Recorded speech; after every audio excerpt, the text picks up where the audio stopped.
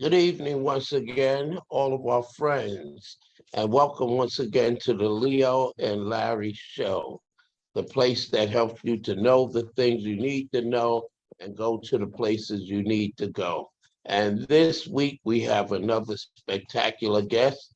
As always, another opportunity to learn oh so much that can help you in our communities. And our guest this evening is Matthew Tejada, who is the senior career um, officer at the Environmental Protection Agency or with the Office of Environmental Justice. And so thank you so much, Matthew, for joining us all the way from Washington, D.C.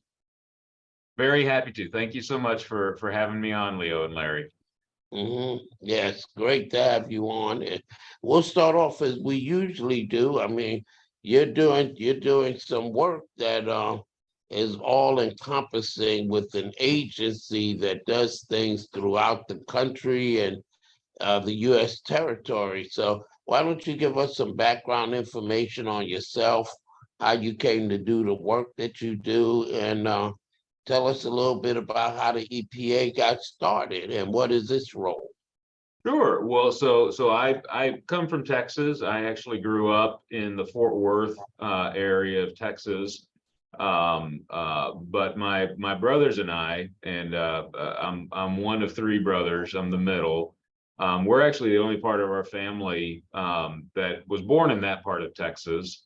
Most of our family hails from northern New Mexico, so kind of the Santa Fe, Taos, Las Vegas part of New Mexico.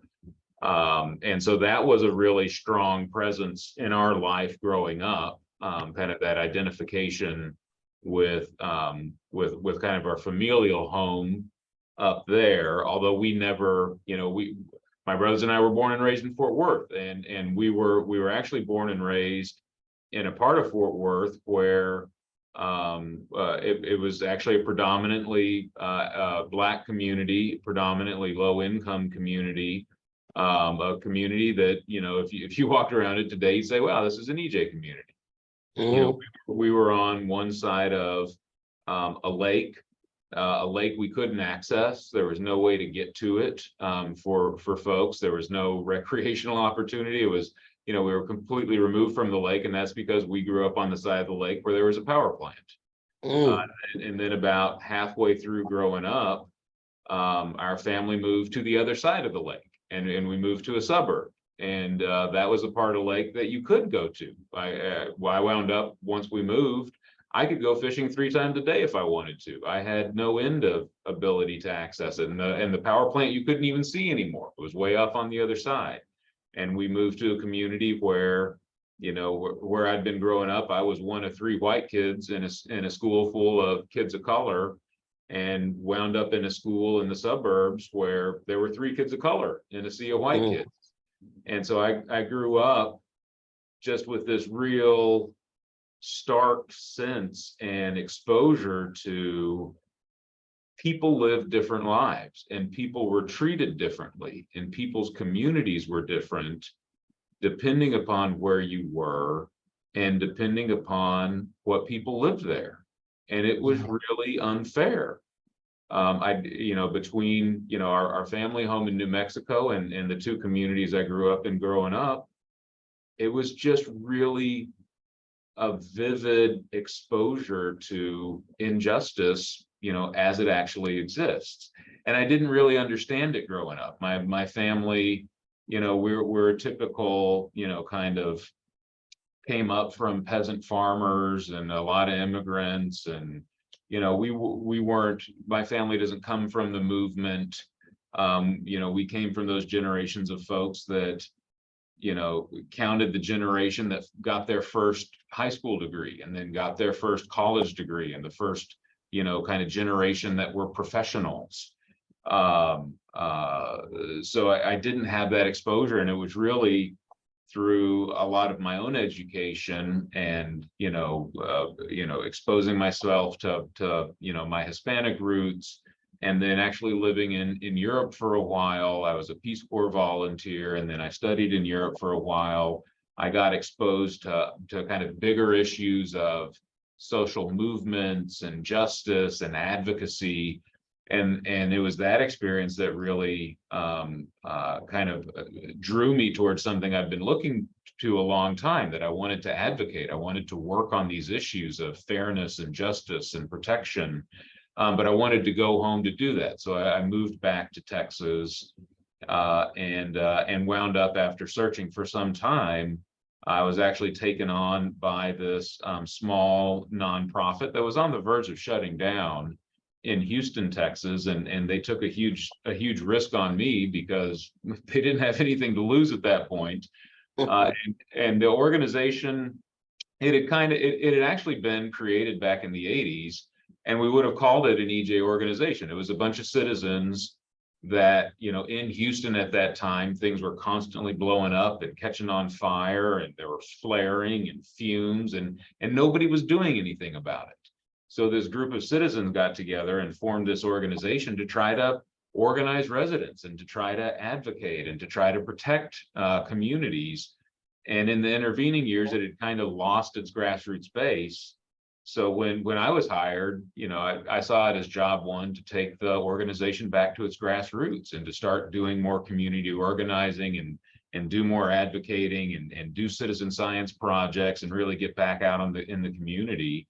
And it was that experience that eventually led me to kind of be recruited and then brought on to come to EPA here in Washington to lead the environmental justice program. And that's where I've been for the last little over a decade. But of course, EPA is much older than that. So EPA was started back in the 70s, in 1970, actually. And it was started because at that time, we really didn't have adequate or effective laws to protect people from a polluted environment. And a lot of people, that's one of the basic things to understand about EPA. A lot of folks think, that we're out there saving the whales or protecting the pandas. That's not what EPA does. EPA is actually a public health agency. EPA exists to protect human beings from pollution from a polluted environment so that we can live healthy lives. So we're really about protecting people and protecting people's communities. So we've been around for a little over 50 years. The EJ program at EPA has been around for a little over 30 years. So the majority of EPA's history, the EJ program has been around.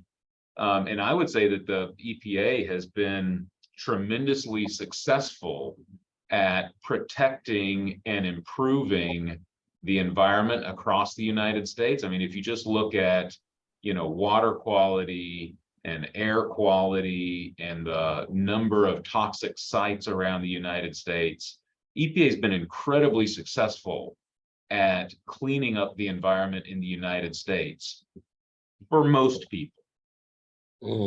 I think the EJ program, and especially in this administration, really being able to talk about this frankly, the EPA has not been successful for some people, for communities of color, for indigenous communities, for low-income white communities. A lot of those communities haven't benefited at all from the last 50 years of EPA's work. Some of those communities have actually gotten worse because of the ways in which EPA has pursued regulations, how permits for pollution are issued, how enforcement has been pursued over time. Some of those communities have actually gotten not just worse, some of those communities have stopped existing because of the way we regulate the environment. And that's one of the things that today is so important and so vital about advancing environmental justice as the central part of EPA's mission. And Administrator Regan, the top person who runs EPA right now, he says over and over that he is centering EPA's mission on environmental justice. I think it's a real recognition that EPA hasn't worked for those communities, for communities of color and indigenous and low-income white communities. And if we're really going to achieve our mission in this country, we have got to protect the health and environments of those communities now as our first job, or we're not doing our job. Mhm.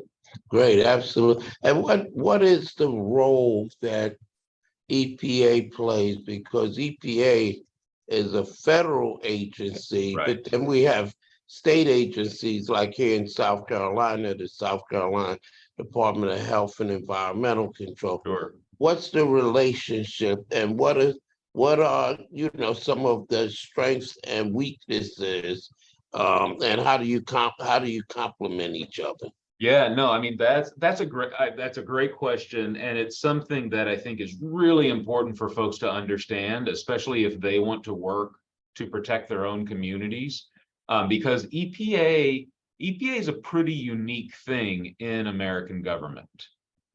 There's not a lot of agencies that are regulatory agencies like EPA is. The real big parts of the federal government, Department of Transportation and Department of Agriculture and Department of Interior, they really they're not regulatory agencies. They get big chunks of money and they distribute money and they work in different ways. EPA is a regulatory agency. And that can actually bring us in for uh, quite a bit of focus from a lot of folks who don't like regulation philosophically. And we were set up in a way from the very beginning to be a federalist agency. So EPA was set up, in the federal government in Washington, D.C., to kind of be on top of an entire federalist system. So Congress passes the laws. EPA then interprets those laws by issuing rules that kind of actually tell folks what to do within those different laws. But then the bulk of what happens after that is really supposed to be done by the states. And that's how the system was set up. So you're supposed to then issue permits from those rules. And those permits are what individual facilities, manufacturers or storage facilities or transportation facilities or waste facilities, those permits are what allow those companies to operate and to legally pollute up to certain levels. And the states are the primary issuers of those permits and really implement the majority of the environmental statutes. So the EPA kind of sits on top and is supposed to issue those rules and have oversight function of the states.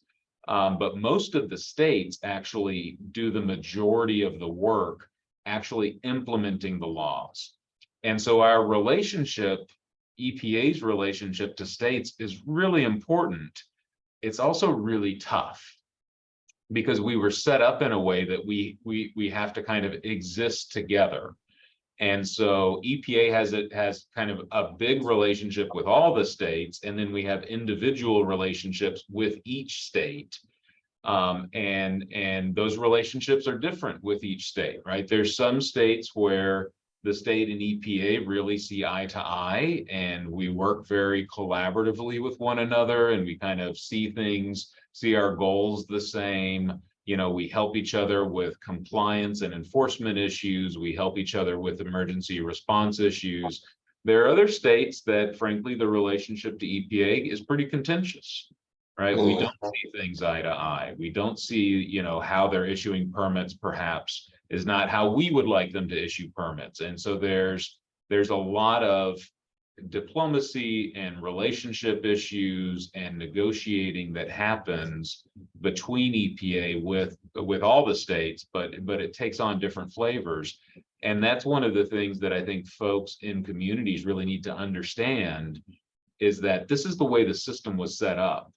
And even though EPA has oversight responsibility of the states, it's really, you have to work both EPA and your state, and you have to understand kind of the strength and weakness of both EPA and your state agency. And you have to understand the actual relationship between EPA and your state agency to really kind of effectively advocate and know where the pressure points are and know kind of who to go to for what thing and how to push us in different ways to try to achieve whatever goal your community has. Mhm.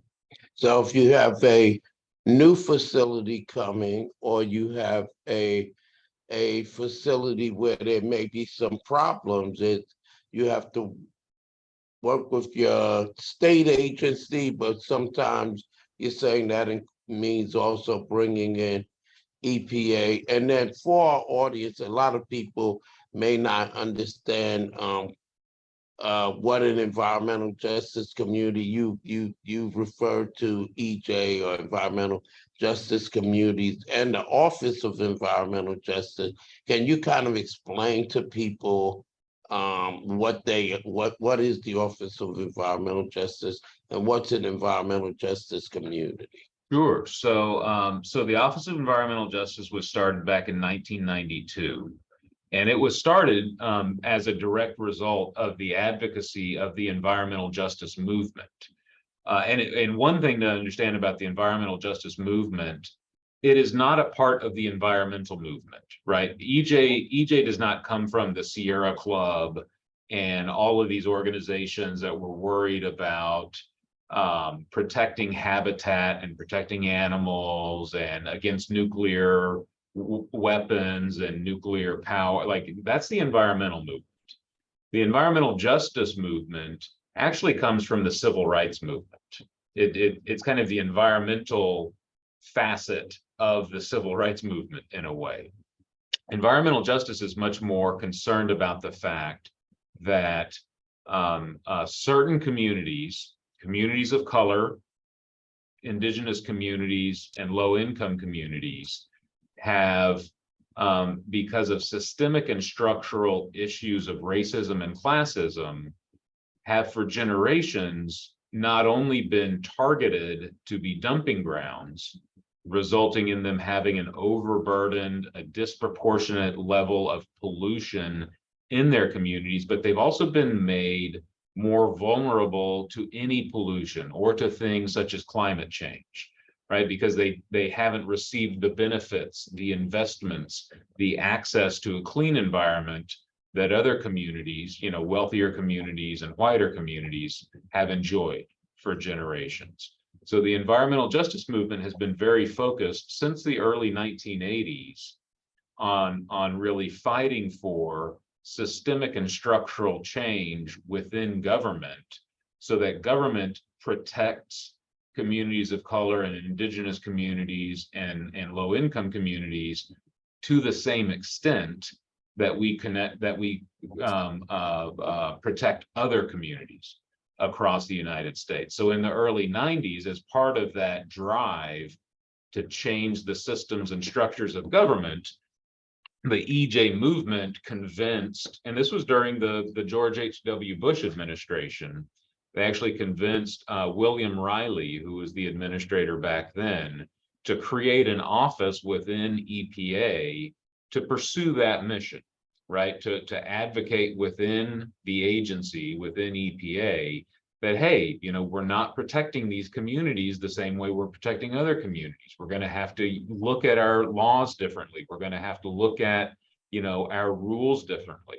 We're going to have to look at, to your point that you just made, we're going to have to look at, how is each state doing? So in an instance where, a community maybe has a new facility coming in, or has a facility already, a manufacturing facility or something already in their community, but they think it's polluting them too much, the community can go to their state and, push the state to change their permit to lower the pollution levels, or can push the state to investigate the facility to make sure that they're complying with those levels. And if they don't think the state is being responsive, they can come to EPA, and EPA can do our own enforcement investigation, or we can talk to the state about their permit, or we can do other things directly about the permit that facility has.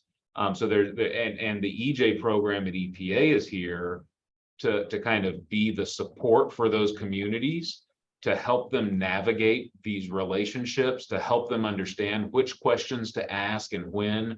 And then also, for all of those rooms within the government, all those hallways that the community can't access, we're really here to be the megaphone for those community members so that we still project their voice and their needs and their realities into those rooms where we're talking about the permit, where we're talking about the enforcement, where we're talking about the rule. So that's really kind of the role that we in the EJ program play for those communities of color and low income and indigenous communities that have been dumped on and disinvested in for so long, you know, to project their voice into government, to try to change government to be more responsive to their realities and their needs. Excuse me, is there inherently a design flaw in your plan?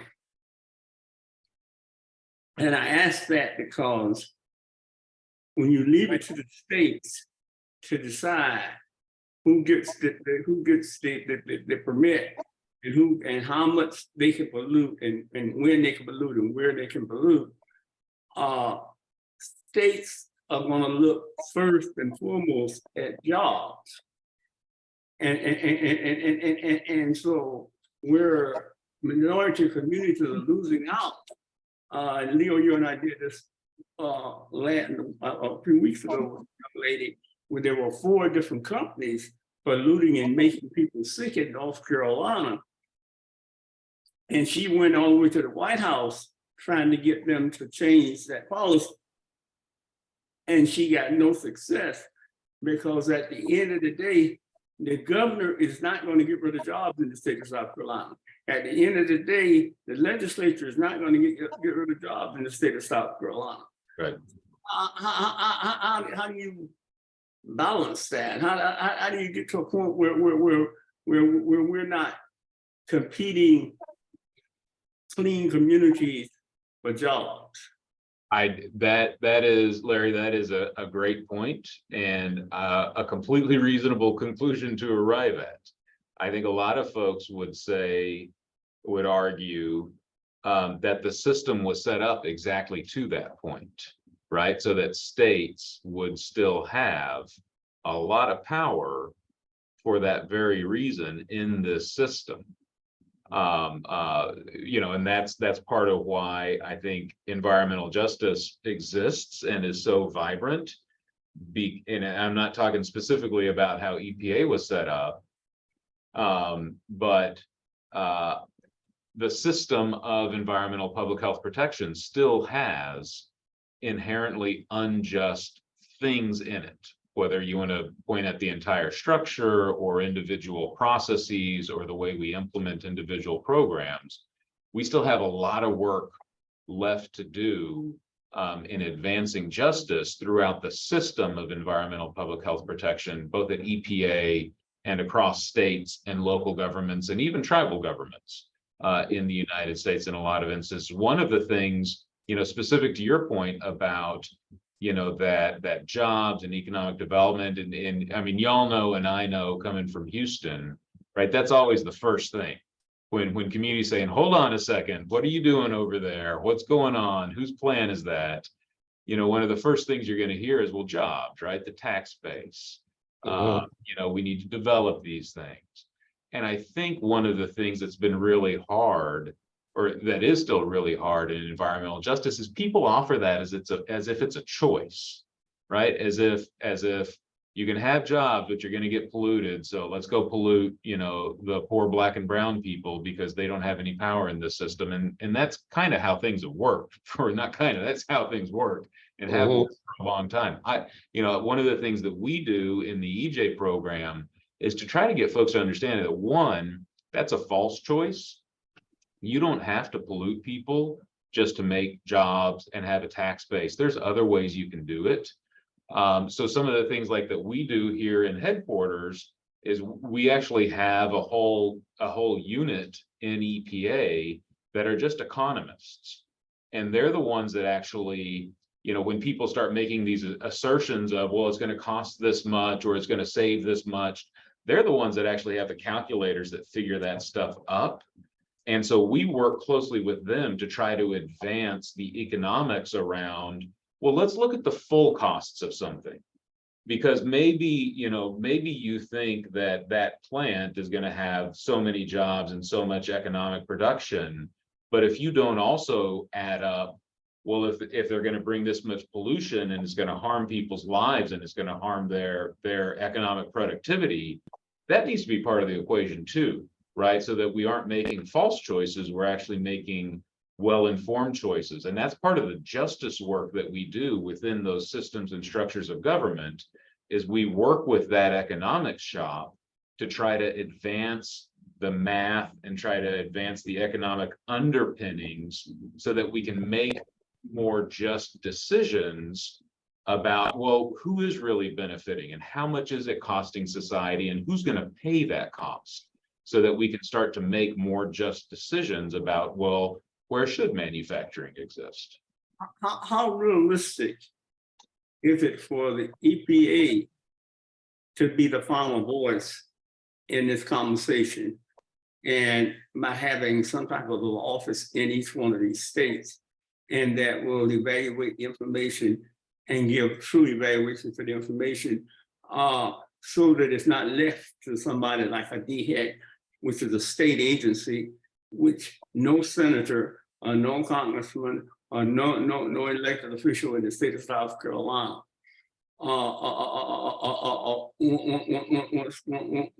wants to go out and say, I'm losing jobs. Right. I'll give you a classic example. I look at Georgetown, South Carolina. It has the third highest respiratory problem in the country. The politicians know that. They've known that for 25 years. But but the company that is producing the problem only produces about 100 jobs. And that's you're killing people on one end so that you can say we're giving a few people a job. Mm-hmm. Now, I don't know whether it's realistic or not. And I know we're going to have a better legislature than the one we have now, in terms of not just the legislature but the Supreme Court, in terms of going back and trying to redo that deal to make sure that that final decision is a third-party decision, and that decision is made based on the merits of what it's going to do to that particular community. Right. I mean, several things there, and those are all, of course, Larry, really great points. A lot of people in the EJ movement would very much like to just blow this whole system up and start over. That they don't think this system will ever produce a just result. I'm not going to offer my personal opinion on that, but I can totally understand how other people can hold that opinion. My job in leading the EJ efforts at EPA is to try to change the system we got. And I absolutely agree. And one of the things that we do have as a priority is to work with each of the 50 states and the territories and the District of Columbia to try to get their state offices to understand and appreciate the importance of environmental justice as well. To try to get those states to have their own environmental justice programs, to try to make sure that they're complying with the civil rights laws. In many ways, even though we've been here for 30 years, the EJ program at EPA, with the support we have in this administration, both the policy support, which there have been others that have had a real policy priority on EJ, thinking back to Lisa Jackson, especially, who was the administrator for EPA under President Obama. But we've never had the kind of the level of support, both on the policy side and also the funding, to really be able to go to states and say, well, hold on here, right? Like, let's really talk about what are you doing on your civil rights compliance? What are you really doing to advance environmental justice within your own state agency? How is that permitting for those polluting facilities? What is that actually looking like in your state, to really be able to sit down in a much more robust way with each state, and really both support them and push them in trying to advance the integration of EJ within their own state. That is something that obviously, we're all living in reality here. That's going to be a long process, and it's going to be a process with uneven results in different states. I mean, there are some states, the state of New Jersey is leaps and bounds ahead of EPA in terms of what it's doing on environmental justice. They're actually completely overhauling their state permitting system to finally bring EJ in as a central consideration of issuing permits for manufacturing and polluting plants. A few other states are following their lead. Some states are trying to get as far away from that as they can. Yes. It's our job to really kind of understand that and to try with every state to keep pushing them forward. Yes, and in some states, as you said, South Carolina, the Department of Health and Environmental Control actually has a EJ hub. So it's a slow process, but I wanted to jump to something that you had said earlier about with this administration, that there was a lot more support and that EPA is doing some things differently when it comes to environmental justice, some different programs, some different approaches, even funding in some different ways, environmental justice communities, and even some talk and some efforts around getting funding directly to communities with Justice 40 and other things, so that so we can get some more direct action. So can you talk about, what's been going on with this administration, Sure. what changes have been made, what kind of funding, et cetera, that is being offered that hasn't been offered before? Sure. So, I mean, a few of the structural things, like just the fact that the EJ program and the civil rights compliance program that really works to ensure that states are complying with civil rights laws, like there were times in previous administrations where we weren't even supposed to talk to each other. Like literally, I was not supposed to go have a meeting with the External Civil Rights Compliance Office. Like we were not supposed to work with one another. In this administration, we've actually been brought together, and we're now a national program, and we've been elevated jointly within EPA, where our program now sits shoulder to shoulder with the air program and the water program and the waste program, so that we have that much more power. We still can't walk into the air program and tell them, turn that yes into a no, but we have a stronger ability to go in and advocate our position to advance environmental justice and what the rest of EPA does. It also sends a really clear signal to the states that advancing environmental justice and civil rights compliance is a necessary part of environmental public health protection. This is the first administration that has really taken the issue of cumulative impacts and has clearly said, and it has set accountable goals to the fact that we're going to start bringing cumulative impacts into environmental decision-making, which is huge for environmental justice, because most of the environmental public health regulatory system, I mean, if you're looking for one of those systemically unjust things that still exists, like when permits are issued as if there's only one polluting facility anywhere around. And for EJ communities, we all know that's not true. There's multiple facilities. And if you're going to issue a permit to one, it should be issued in the reality that others already exist. But that's not what actually happens today. We issue permits as if there's only one facility there. And by bringing cumulative impacts into environmental and public health regulation, that will address that. We'll finally have the cumulative impact. All of the pollution, all of the stressors on a community will be considered when we're doing things like writing rules, when we're doing things like issuing permits. That's going to be a huge change, a huge advance of justice, in environmental public health protection. This is the first administration that has allowed us and supported us in doing that work. Then on the other hand, right, Can I jump in, Matthew, for a minute? For Sure. those in the audience who may not understand what cumulative impacts are. So in the past, for example, you may have had 3 facilities that are all releasing toxins, pollution that may lead to respiratory problems or cancer.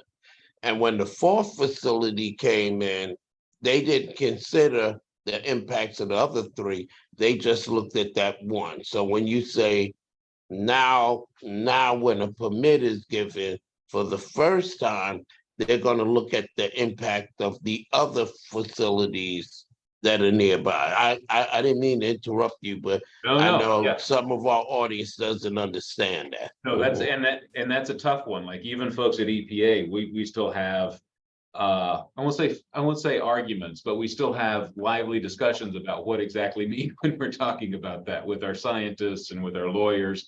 And that's been part of the struggle. It's a really tough subject to try to wrap your head around what that means and what the impact of cumulative impacts is going to mean for environmental public health protection. To your earlier question though too, so there's a lot of the just kind of structural systemic things that we're continuing to advocate on inside of EPA. On the other side, for the first time ever, we have tremendous resources. We for a long time have had a grant program for environmental justice at EPA. For many years, it was the largest EJ grant program in the United States. And it would typically every year give out a little over $1 million across the entire United States, which is nothing, right? A little over $1 million spread out over the entire United States is so little. Right now, because of some changes to our annual budget and because of the Inflation Reduction Act, for the next several years, we have over $3 billion we're going to be providing in grants and technical assistance to communities and their partners. What it has enabled us to do, and what we're building right now, and this will all be stood up by the end of this calendar year, is we're finally going to be able to build something that communities and EJ leaders have been demanding for a long time, a holistic community support program that will have different levels of support, both technical assistance and financial assistance available to communities to meet the community at their need and provide them the resources they need to take the next step in their journey. So if they're a community just starting out, just getting organized, we're going to have free technical assistance to train them on how to write a grant, to train them on how to lay out a budget, to train them on how to develop a partnership, to provide navigation services so that community is like, depending upon what the community needs, so that they don't have to go search across 1,000 different parts of the federal government. That technical assistance is gonna navigate for them and say, you need this and this and this, right? Let's get these 3 things lined up for you so you actually start getting these resources. And at the same time, we're gonna have grants available where they won't have to come to the federal government for a grant anymore. They'll be able to go to another agency outside of the federal government with a really simplified application form for them to receive some financial assistance. So they'll have both technical and financial assistance that's really easy or completely free to access, and it'll be much more available to them. We'll have that. We'll have other kind of phases of assistance for other communities that are more advanced in their organizing, that are ready to start, forming projects, developing multifaceted, holistic community change plans, all the way up to this fall. We're going to launch a grant where communities will be able to come to EPA for the first time and get up to $20 million to start actually doing implementation projects in their community to start changing conditions on the ground in their community, whether that is, bringing in things to solve flooding or to solve heat islands or to develop a tree canopy or to actually do construction projects or remediation projects. Or if a community needs to build its own air toxics monitoring system. Like, we'll be able for the first time to actually fund change-making projects on the ground for communities. That's actually going to be what we call it. We're going to call it the EJ Community Change Grants. And we'll have technical assistance for communities that are getting those grants, right? To do the real high-level reporting and tracking and project investment and financing. So we'll have all different levels of technical assistance. We'll have all different levels of funding available for communities. And we'll have this entire system of community support stood up by the end of this year. Okay, and you say that this is and I'm trying to wrap my head around the fact that, so this money will, out of this $3 billion, some of this money will not come through the states, not come through the federal government, but there'll be other agencies or organizations where communities, everyday community folks who are dealing with environmental issues can go and write a simplified grant and get money directly? That's right.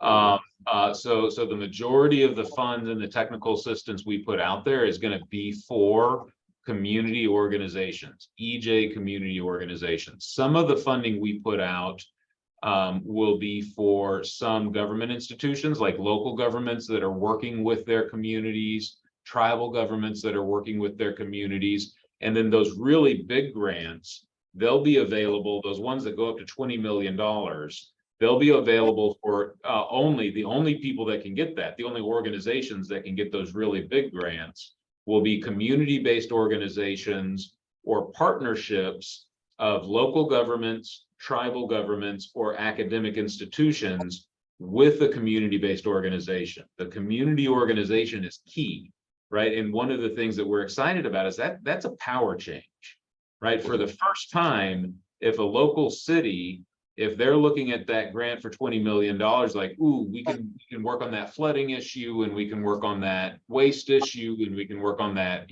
food access issue. That's all great, right?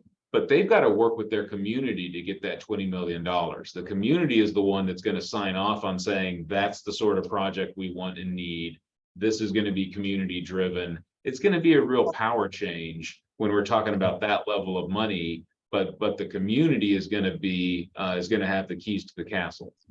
Mm-hmm. And we're running out of time, but there's one question that I know when we talk about these partnerships, Larry, that I know that you want to ask. If there's funding available and it's going directly to community-based organizations, does that include businesses, Black and brown businesses? Will they be able to partner with these community organizations? I know that's a question on your lips, Larry, before we wind up, right? Absolutely, yeah, they can be, but again, that is to be determined by the community organization. So if the community needs the services of for-profit of a business, then that business can be a sub-award of it, but the business can't come directly to EPA for the funding. They'll have to work with the community on that community-driven project. And that's the key here. We want these to be community-driven. We want that community organization to really be the one calling the shots on what are the projects, who's going to do the projects, who's going to get paid to do the projects. Like, the community needs to be the one driving that entire thing. Well, the question becomes, how do you tell the story of the positive impact that you're putting? How do the average Joe in the community find out that there's resources available for them to do things that they know need to be done in their communities? And too many times we have organizations like yours or others that basically will throw a truckload of money at a project, but they will never throw any marketing at that project. Yeah, And then they'll say, okay, they'll just have to find out the best way they find out. right. And you know, that's not efficient, I don't think. No, that's a great point. That's something we've been thinking about because we need your help. Like one, we need everyone's help just to make sure folks know that this is available, right? And so like I'm here because I respect Reverend Woodbury, and if he asks me to do something, I'm going to do it. But this was also an opportunity for me to share with more folks that this is happening. So we need everyone's help in environmental justice to help broadcast that this is happening. But then when we actually issue these grants, Larry, not only is there gonna be some requirement in there, because we need the grantees, we need the communities that receive this money out there telling the story. Nobody cares what we in the government say. Nobody listens to us, right? We need the communities out there at the local level saying, I got $18 million and look what happened. Right? Look what we achieved with this. So there'll be requirements in the grant that the grantees need to tell the story, and that technical assistance I was talking about, where we'll have experts available to the grantees free of charge. They're not just going to help them with like the project and the financing. A big chunk of that technical assistance is going to be for the storytelling, right? We need folks to understand. We don't need just other communities to understand. We need your local elected officials to understand. We need your state government to understand. We need the folks that actually gave us this money to understand that this was an incredible investment of taxpayer dollars, and it's just a drop in the bucket. We need a lot more of this money because there's a lot of injustices across the United States, and we need to prove to them that investing in environmental justice is a great way, and maybe the only way, to solve some of the biggest challenges facing communities across the United States. Yeah, thank you, Matthew. And they keep signaling me saying we need to wind it up. And I put that out there as seed for thought when you talk with your colleagues, because of something that Larry said to me once, and I had never thought about it. And you can share this with your colleagues. He said, news about what goes on with environmental justice communities and that work usually goes to the majority newspapers, but the Black and brown newspapers are the ones that the people who are most impacted need read. And so just a seed for thought around that, okay? Okay. Yeah. And so we do have to wind it up, Matthew. That there's so many, many, many more things that I wish we could have got around to discussing. But you said if Reverend Woodbury asked that you that you do your best to work with us and respond. How about if we invite you back after the fall when some of these programs have been put in place? Would that be something you're willing to do? You bet. I'm always ready to. Okay. So thank you so much. Well, our guest has been Matthew Tejada with the Office of Environmental Justice with the Environmental Protection Agency. Thank you so much, Matthew. Can you tell people how they can reach you or your office, and then Larry and I will do the same. Yeah, I mean, everyone at EPA is easy to reach as long as you know their name. So my name is Matthew Tejada. All you have to do is tejada.matthew@epa.gov. TEJADA.MATTHEW@EPA.gov. Okay, thank you so much. And Larry, tell folks how they can reach you. You can reach me at DBS Communications, www.scvillagevoices.com, or at 843-667-1818. Okay, thank you. And as always, you can reach me, Reverend Leo Woodbury, by going to info@newalphacdc.com or visiting our website, newalphacdc.com. Or you can just call me at the church that I'm blessed to pastor, Kingdom Living Temple, at 843-799 0740. And so until next week, this time, I'm Leo Whitberry, my co-host Larry Smith. Remind you that if you want to find out the things that you need to know and you find out the places where you need to go, then you need to tune in to the Leo and Larry show. God bless you and have a great and wonderful week.